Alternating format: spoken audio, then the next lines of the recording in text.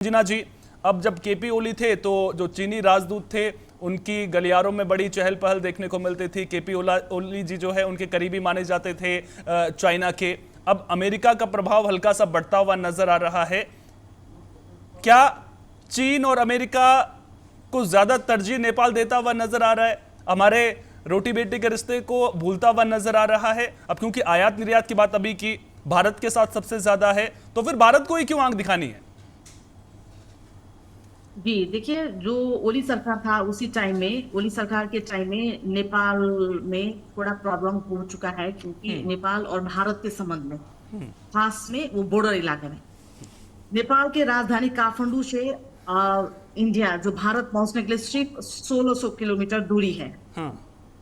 और नेपाल और भारत के संबंध अभी का नहीं है, सदियों का संबंध है। हमारे भाषा भूषण, मैंने अभी भी कहा कि सब चीज मिलते जुलते हैं, हमारा भाषा भी मिलता है, आपका और हमारा लिपि सेम है। थोड़ा इतिहास जानना चाहिए, कि थोड़ा इतिहास में मैं आपको डालना चाहेंगे कि कम्युनिस्ट सरकार बनने के बाद वो सही है कि नेपाल में चीन का प्रभाव बहुत था। बिल्कुल। देखिए, ये नेपाल बीच में है, भारत और चीन को इसको रिलेशन बैलेंस करना चाहिए। यहाँ के पॉलिटिकल लीडर, ये पॉलिटिकल लीडर का मामला है, पॉलिटिकल समस्या। लेकिन पब्लिक टू, यदि आप प्रश्न करेगा तो पब्लिक रिलेशन क्या है, तो पब्लिक को डायरेक्टली भारत से उसका इन्फ्लुएंस ज्यादा है, क्योंकि आप देखे हैं भारत का कपड़ा, भारत के सिनेमा, भारत के खाना पाना, भारत के आयात निर्यात, सारे चीज यहाँ के लोग पढ़ने के लिए, पढ़ाई करने के लिए, रोजगारी के लिए भारत जाते हैं। वहां के लोग भी यहाँ व्यापार करने आते हैं। नेपाल और भारत का ऐसा संबंध है दुनिया में कि हमारे और आपके देश में पासपोर्ट का सिस्टम भी नहीं है। ये सही है। ये दो तीन साल से जब नेपाल में माओवादी का शांति प्रक्रिया में आया, जब नेपाल में नई संविधान बनी, उसके बाद नेपाल के मधेश हिस्सा उस संविधान के नाराज में थी। इसके लिए नेपाल में भी समस्या हो रहा है, और नेपाल और भारत के बॉर्डर में ब्लॉकेड हुआ है। और दूसरी चीज क्या है कि नेपाल का जो अभी का जो आया, जो अभी का जो सरकारी तरह से बालेन्द्र शाह का उत्पत्ति हुआ, प्रधानमंत्री बालेन्द्र शाह है, नेपाल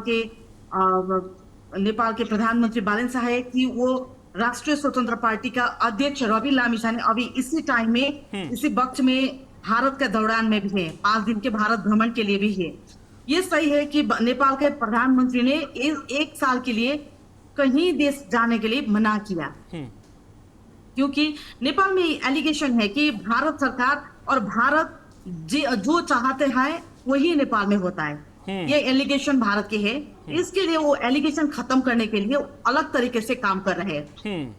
ये भी हो सकता है। और दूसरी चीज क्या है कि चीन के जेब में जाएगा और अमेरिका के जेब में जाएगा, और नेपाल अच्छे से नीत भी नहीं पाएगा यदि ये नहीं, किसी भी देश को लेकर के मैं इस तरह की टिप्पणी कभी नहीं करूंगा कि नेपाल चीन की जेब में जाएगा या फिर अमेरिका की जेब में जाएगा।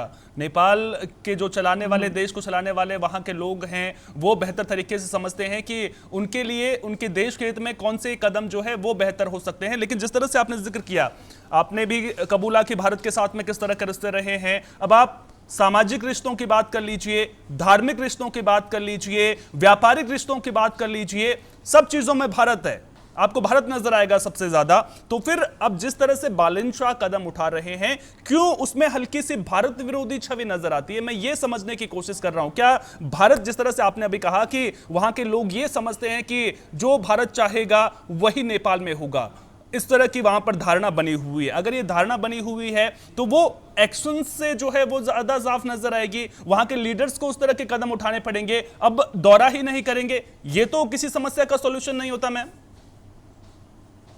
ये क्या है कि देखिए, ओली सरकार, जब कम्युनिस्ट सरकार, प्रचंड और ओली सरकार थे नेपाल में, पुष्पकमल दहल और दूसरा केपी शर्मा ओली का सरकार, कम्युनिस्ट सरकार होने के बाद से नेपाल में और भारत के जो लिपु लेक, लिम्पियाधुरा बॉर्डर का इश्यू अभी भी है, उसी टाइम में भी था। ये समस्या बार बार क्यों आ रहा है? ये समस्या का मेन कारण क्या है? इसका कारण वो प्रधानमंत्री ने बीच में अचानक ये वक्तव्य जारी किया, कि ये बोल दिया कि संसद के बीच में, पार्लियामेंट सेशन के बीच में, कि हमारा जमीन सिर्फ भारत ने नहीं हड़प लिया, कि हमने भी भारत का जमीन हड़प दिया। इसके लिए दोनों देश का बॉर्डर में प्रॉब्लम है तो डिप्लोमेटिक तरह से इनको डायलॉग करना पड़ेगा। ये बात के कारण ये सारे चीज आ रहा है। भारत का समस्या क्या है कि यहाँ का राजनीतिक लोग जो इससे पहला राष्ट्रीय स्वतंत्र पार्टी का जो पहला है ना रूलिंग वाला पार्टी, वो रूलिंग वाला पार्टी ने इस पब्लिक लेवल को इतना माइंड बिगाड़ दिया कि वो नेपाली लोग का भी क्या है कि जो भारत चाहते हैं वही होता है। भारत रिमोट कंट्रोल जैसा नेपाल में रूलिंग कर रहा है। यानी कि जो और पिछली भारत पार्टियां ने- थी उनके जो काम करने का तरीका था उसकी वजह से लोगों के मन में इस तरह की धारणा बनती हुई नजर आती है।